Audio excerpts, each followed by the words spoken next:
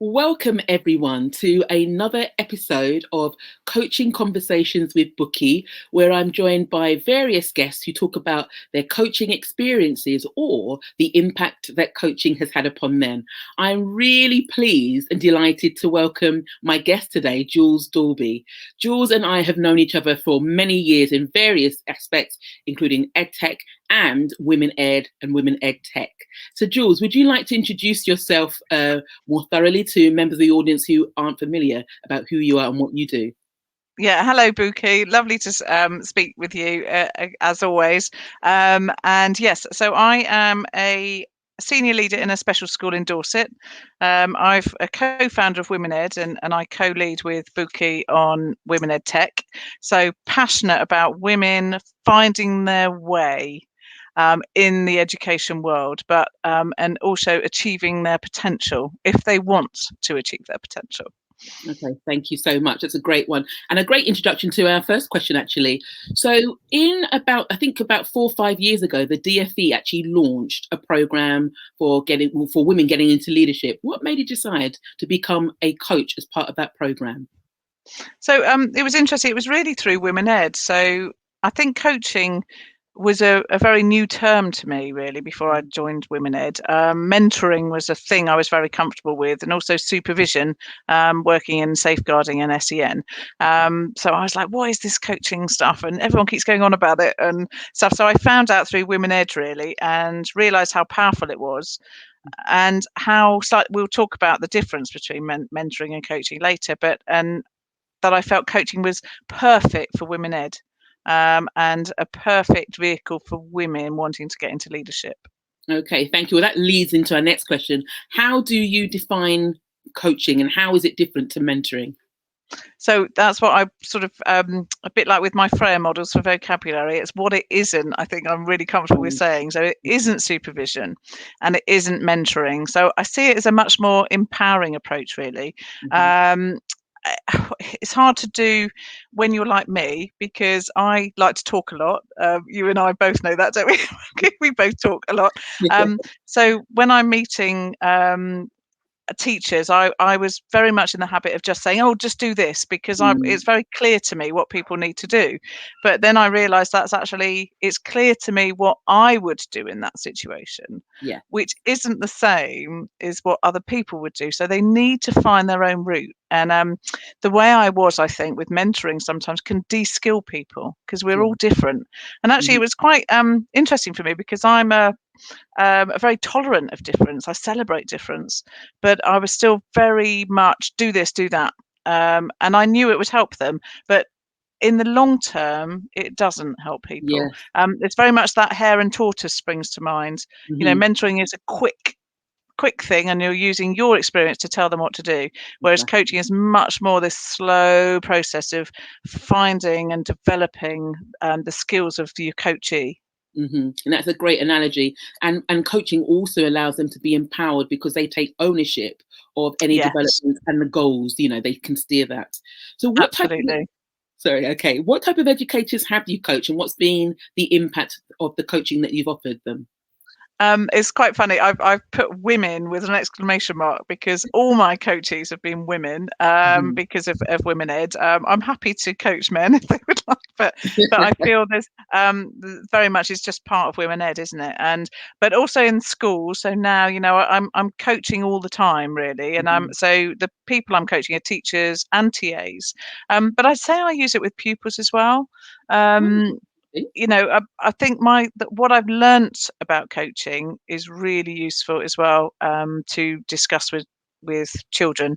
Because you're really listening, and then you're sort of repeating what they say, Okay. allowing them to see through their issues as well. So yeah, so though I'd say teachers, TAs, and pupils. Okay, and I love the fact that you use the coaching techniques to explore ideas and things with students, Yeah. which is really interesting. So, what should educators consider if they are looking for someone to coach them? Um, Someone they trust, I think. So they need to understand what coaching is, I think, probably the first thing, and then they need to find a coach that they feel comfortable with. And I think beware of friendships. So, for instance, I get coached often by Vivian Porritt, Okay. another co-founder of Women Ed, and Hmm. she's fantastic, and we're really good friends as well. But we have and I think it's Vivian that creates that a sort of a, a real divide between the coaching and the friendship. Okay. But I also feel comfortable with showing Vivian my weaker side, because often I think when you're talking your own issues as a coachee, Hmm. when you're talking your own issues through, you can't be embarrassed to say things. So if you're True. with a friend that you would be embarrassed to show them your real self, then I Mm. don't think that's a good thing either. So you've got to be able to sort of warts and all, that phrase. Be comfortable to talk about warts and all about Hmm. yourself. And I can Okay. do that with Vivian, but there are other friends that I wouldn't be able to do that with, I don't think. All right, thank you. So just want to just touch upon, you said that Vivian is good at actually making a divide between the coaching and the friendship. What does she do? How does she manage to do that that works in a I way for you? think she's really skilled at questioning. So when we're talking about our friend, when we're just being in a friendship situation, we are talking about family and animals and stuff. But when we're talking about me, then it's Mm. about me, and it's honed questions, and I never feel judged by Vivian. I think that's why she's Right. so skilled at it. Okay. There are other people, and I probably include myself in this. I'm not sure if I'm as good a coach as is Vivian, in the fact that I never feel judged by her. So even when I'm saying I did this really badly, or I'm really worried about this, then she will just talk it through questions. She Mm. I never know what she's really thinking, which I think is a really Okay. skilled That's skilled of a very powerful. coach. Yeah, I Yeah. never know. I'm like, oh, what would she? And I just want to say to her sometimes, but what would you do? But and it's What quite would you say? frustrating, because it's Hmm. like, but that's the skill, I think, of coaching. Yeah, very great skill there. My last question to you, Jules: when should someone, an educator, receive coaching? So um it's a space to question yourself.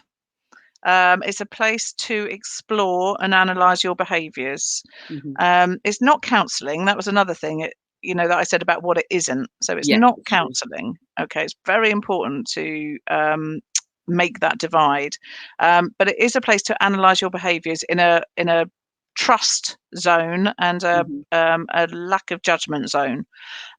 So I would say everybody and anybody could have coaching. It's really important, but definitely, it's good for conflict. So if you're in conflict and you really don't understand either why, or you just want to talk it out with somebody, that's really useful, Okay.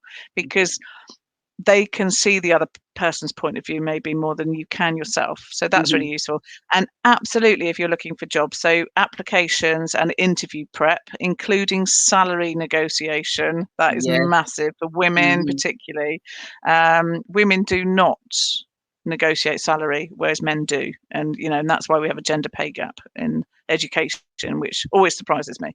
Um, and so, yeah, it's vital if you're looking at that next step on your professional development. But I would say, anyway, have coaching. Yes, I Um, agree. I it, agree. it's a good place. It's a good place to help you sort through issues. Thank you so much, Jules. And that just comes to the end of our very short interview. Thank you so much for sharing Thank your you. experiences and insights, Jules. I really Thanks for appreciate it. inviting me. You're welcome. And thanks to everyone for actually viewing this and watching. Please comment below about your responses about coaching. Have you had coaching? What have been your experiences? And what have you looked out for when you've been looking for a coach? Thank you so much, everyone. I look forward to seeing you next time. Bye. Thanks, Bukky. Bye.